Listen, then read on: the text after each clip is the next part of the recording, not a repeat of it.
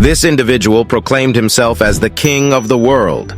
That's a pretty bold claim to make, but given the vast extent of his empire during his era, we're convinced that this claim was justified. Despite being regarded as one of the most remarkable figures in history, our knowledge about him remains limited. While the stories of Alexander the Great, Napoleon Bonaparte, and others are widely known, the story of this man may only be known by history enthusiasts. Possibly, the complete destruction of his extraordinary civilization led to the forgotten tale of both him and the empire he once commanded. Buried in a desert, a magnificent library remained hidden for 2,000 years. In the 19th century, this library was discovered, revealing clay tablets with ancient writings. These texts provided new insights into the history of human civilization. This is the story of Ashurbanipal, one of the greatest rulers in the history of mankind.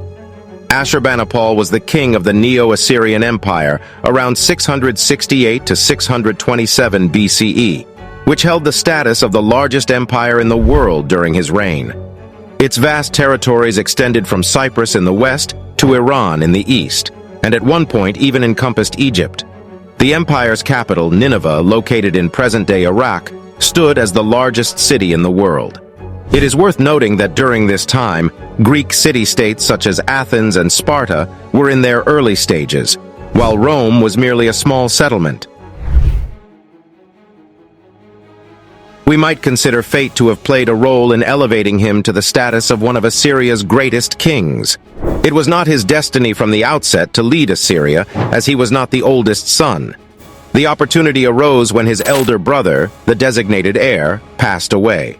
Their father, Esarhaddon, bypassed the next eldest son, Shamash-Shum-Ukin, and instead appointed Ashurbanipal as the crown prince. Think of family drama during ancient times and you'll get the picture. This decision was bold, and some may argue it carried a hint of imprudence. In an attempt to reconcile matters, Esarhaddon granted Shamash-Shum-Ukin the title of King of Babylon. On the surface, this might seem acceptable, but in reality, Babylon was a part of the Assyrian Empire, implying that Shamash-Shum-Ukin would essentially be answerable to his younger brother. The escalating tension eventually erupted into a full-scale war, which we will explore in greater detail as our story unfolds.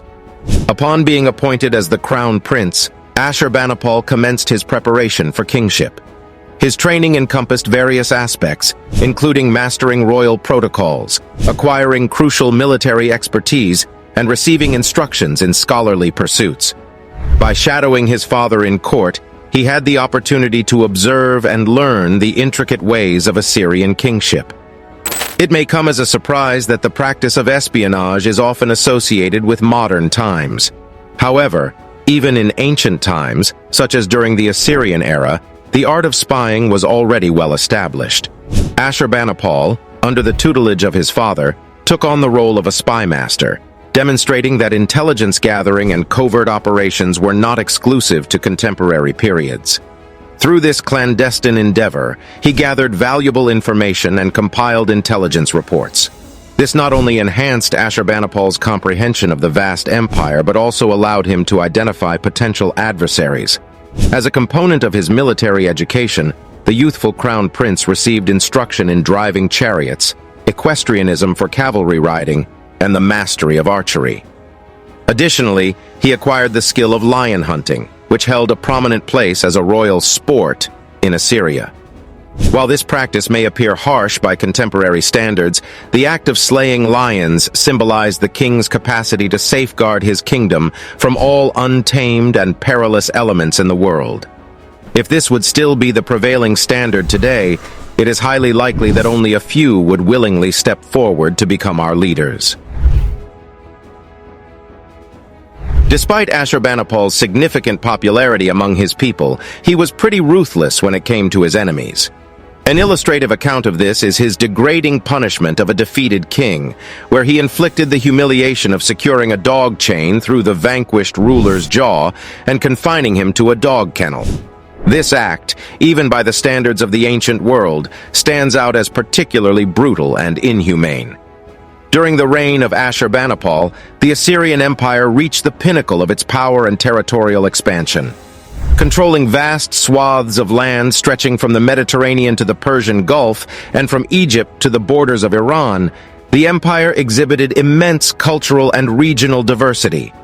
Soon after ascending the throne, Ashurbanipal embarked on a conquest of Egypt, toppling the Kushite pharaohs who had ruled the Nile for the preceding century. His father had initiated this campaign, but Ashurbanipal successfully completed the task, firmly weakening Egypt.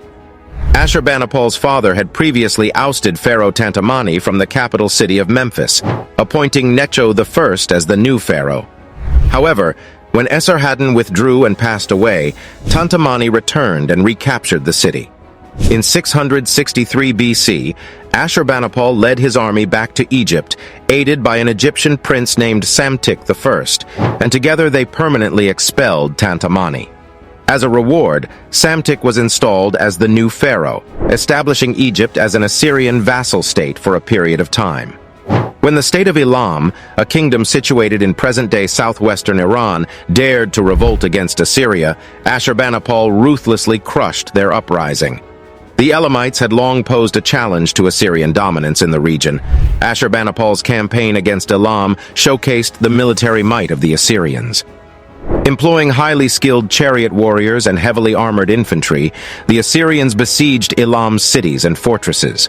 They utilized sophisticated siege techniques and advanced weaponry to eventually capture the capital city of Susa, subsequently reducing it to ruins.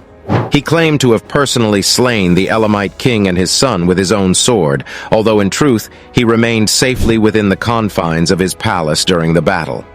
The severed head of the Elamite king was then brought back to the palace in Nineveh and exhibited as a macabre ornament, suspended from a tree in the garden. Such a display served as an unequivocal warning to all. Crossing paths with Ashurbanipal would have dire consequences. Ashurbanipal invested considerable energy in addressing the treacherous rulers of Elam who conspired against Assyria. Growing increasingly frustrated, Ashurbanipal made the resolute choice to completely obliterate Elam. He pillaged their palaces and temples, commanding the opening of royal tombs and the removal of kings' remains. Those who managed to survive were captured and brought back to Assyria as slaves, shackled in chains. Ashurbanipal's victory over Elam was celebrated through grand inscriptions and relief sculptures, highlighting his triumph over this long-standing rival. The conquest solidified his reputation as a conqueror and a king of unparalleled power and dominance. It also played a significant role in shaping Ashurbanipal's perception of himself as the ruler not only of Assyria, but also of the known civilized world. Ashurbanipal's penchant for crushing his enemies extended beyond external threats, as he even orchestrated the downfall of his own brother.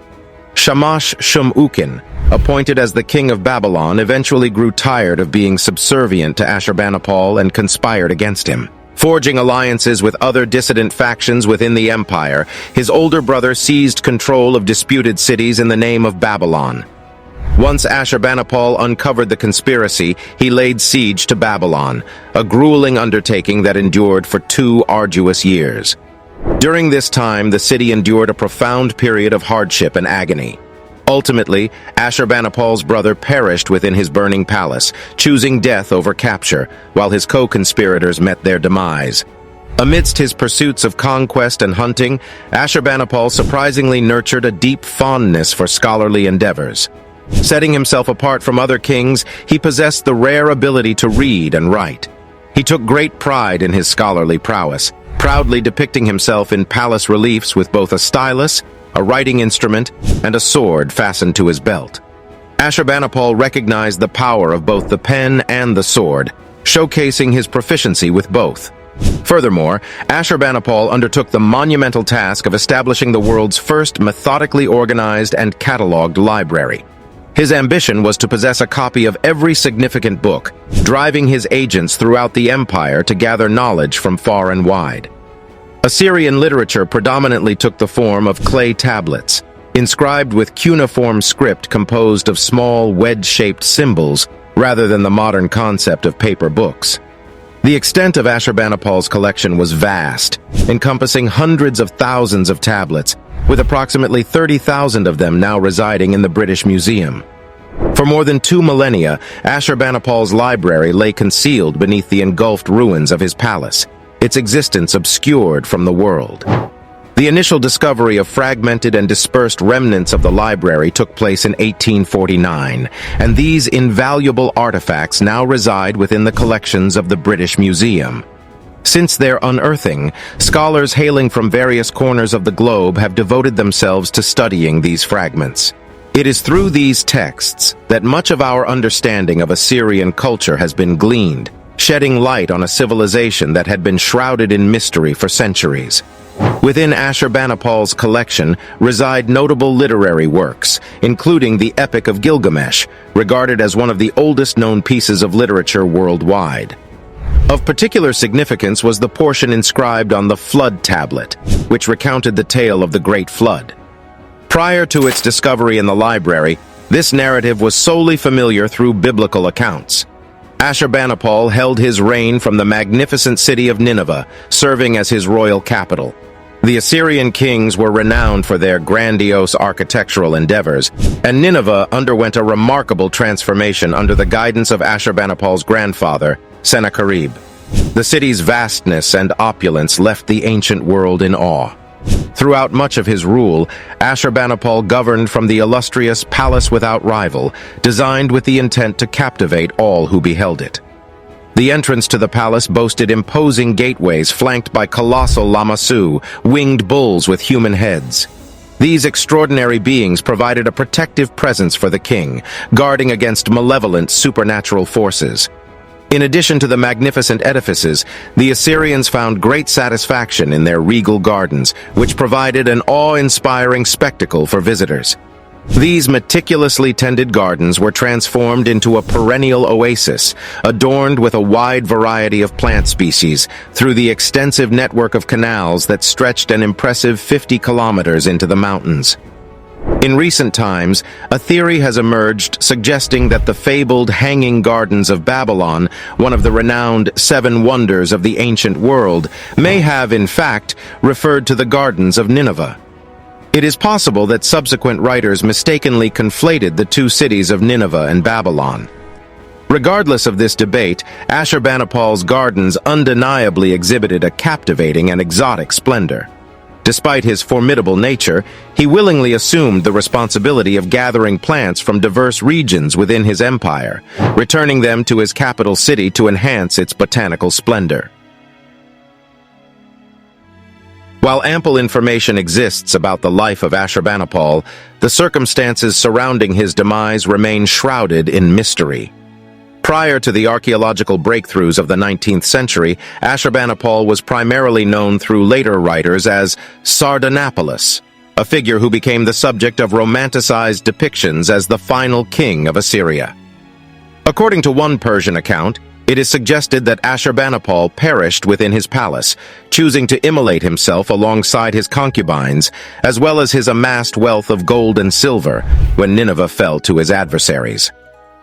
Archaeological findings have contradicted the notion that Ashurbanipal was the final monarch of Assyria and that he perished during the fall of Nineveh. However, following his demise around 612 BC, the empire experienced a period of decline. Assyrian cities faced attacks from different factions, ultimately leading to the collapse of the empire. Due to limited historical records regarding the subsequent kings who ruled Assyria, there remains a degree of veracity to the legend depicting Ashurbanipal as the last significant king of the empire.